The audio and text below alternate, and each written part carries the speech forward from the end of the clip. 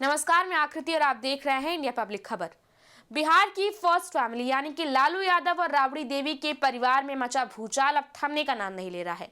पिता लालू यादव को kidney donate करने वाली बिटिया रोहिणी आचार्य के घर छोड़ने के बाद उनकी 3 और बहनें रागिनी, चंदा और राजलक्ष्मी ने भी अपने माता पिता का घर छोड़ दिया है।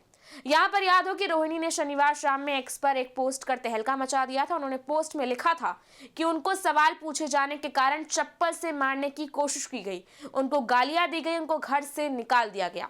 इसके बाद रविवार को भी उन्होंने कई पोस्ट किए। उन्होंने तेजस्वी यादव और उनके करीबियों संजय यादव और रमीज नेमत पर गंभीर आरोप भी लगाए थे।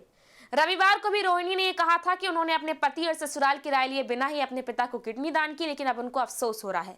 उन्होंने कहा कि उनको गंदी महिला कहा गया और अपनी गंदी किडनी पिता को देने की बात कही गई।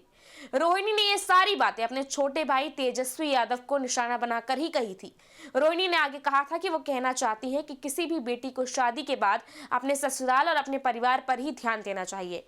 और फिर इस पूरे विवाद में अब लालू यादव के बड़े बेटे यानी कि तेज प्रताप यादव भी कूद पड़े। बता दें कि तेज प्रताप यादव अपनी बहन के अपमान को बर्दाश्त नहीं करने की बात कह रहे हैं।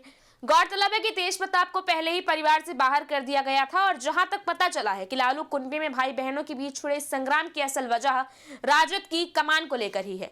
दरअसल बिहार चुनाव के नतीजे आने के बाद एनडीए में जहां सरकार बनाने को लेकर गहमागहमी शुरू है, तो वहीं दूसरी तरफ हारी हुई पार्टियां हार के कारणों पर विचार विमर्श में जुटी हुई है। और इन सबके बीच तेज प्रताप यादव की पार्टी यानी कि जनशक्ति जनता दल ने एनडीए को समर्थन दे दिया है। यही नहीं, तेज प्रताप ने परिवार में मचे घमासान पर भी बयान दिया है। बहन रोहिणी ने तेजस्वी यादव और उनके करीबियों पर अपमानित करने का आरोप लगाया है, तो वहीं अब बड़े भाई तेज प्रताप यादव ने कहा है कि पापा सिर्फ सिग्नल दे दें।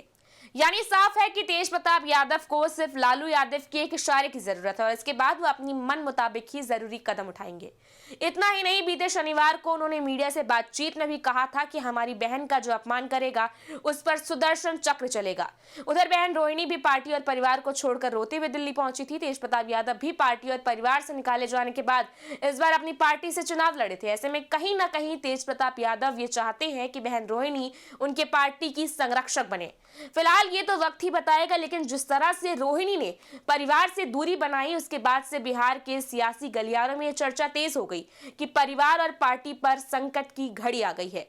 पार्टी का भविष्य क्या होगा इसका कुछ पता नहीं है और ऐसे में अब इस पूरे मामले पर सियासत भी गर्मा गई है। जेडीयू के वरिष्ठ नेता अशोक चौधरी ने इस पूरे मामले पर प्रतिक्रिया देते हुए कहा है कि ये बहुत दुर्भाग्यपूर्ण है। परिवार के लोग दुखी हैं। उन्होंने कहा कि परिवार के लोग भी बेहद व्यथित हैं।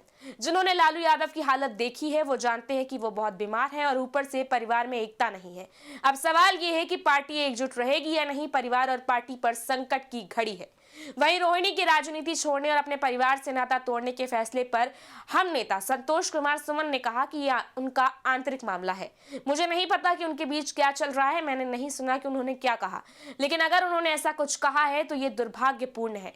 जनता द्वारा दिया गया जनादेश हम सभी को स्वीकार करना चाहिए। किसी को इतनी निराशा में नहीं रहना चाहिए। बहरहाल लालू कुनबे से उठे इस तूफान के बाद बिहार के सियासी गलियारों में भी कहीं ना कहीं उथल पुथल तेज हो गई है और उधर इस पूरे मामले पर तेजस्वी यादव के मौन व्रत ने और हवा दे दी है। फिलहाल तो अब लालू परिवार अपनी ही डायनेस्टी पॉलिटिक्स में फंस कर रह गया और अब देखना यह है कि क्या वाकई ये लालू परिवार की अंतिम घड़ी है या फिर कोई नई सियासी चाल है। इस बारे में आपकी क्या राय है, आप हमें कमेंट सेक्शन में जरूर बताएं। वीडियो को लाइक करें, शेयर करें, चैनल को सब्सक्राइब करें। शुक्रिया।